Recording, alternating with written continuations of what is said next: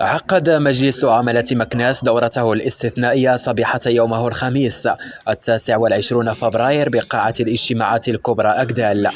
وحضر الدورة الاستثنائية رئيس مجلس عملة مكناس السيد هشام القايد والكاتب العام لعملة مكناس وأعضاء مجلس العملة.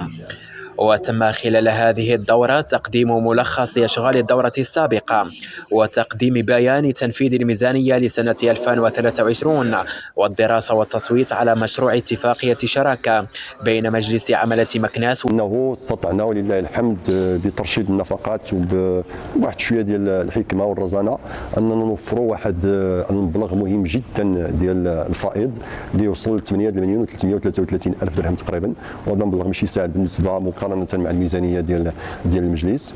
هذا المبلغ الحمد لله اللي كله غادي يتصرف في كل الأشياء اللي عندها يعني واحد قيمة بالنسبة أولا إضافة لمجلس العمالة وكذلك التراب ديال العمالة كامل ديال مجلس العمالة كامل.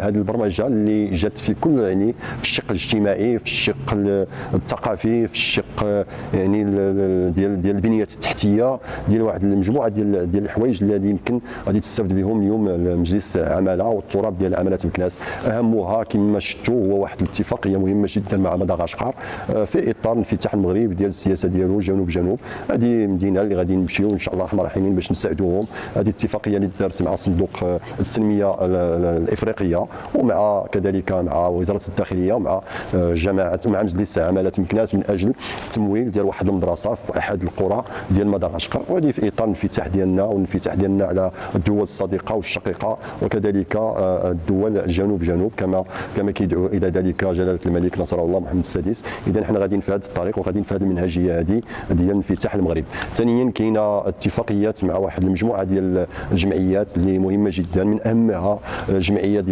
وجمعيه اطباء مستعجلات مستشفى محمد الخامس من اجل دعم المؤسسات الاستشفائيه باطر طبيه مختصه، والدراسه والتصويت على مشروع اتفاقيه شراكه بين مجلس عمله مكناس وجماعه الاكاميسي بجمهوريه مدغشقر من اجل تمويل وتنفيذ المشاريع المتعلقة بالهدر المدرسي وقابلية تشغيل الشباب في إطار الصندوق الأفريقي لدعم التعاون اللامركزي الدولي للجماعات الترابية، ومناقشة ودراسة مجموعة من النقاط الأخرى والمصادق عليها.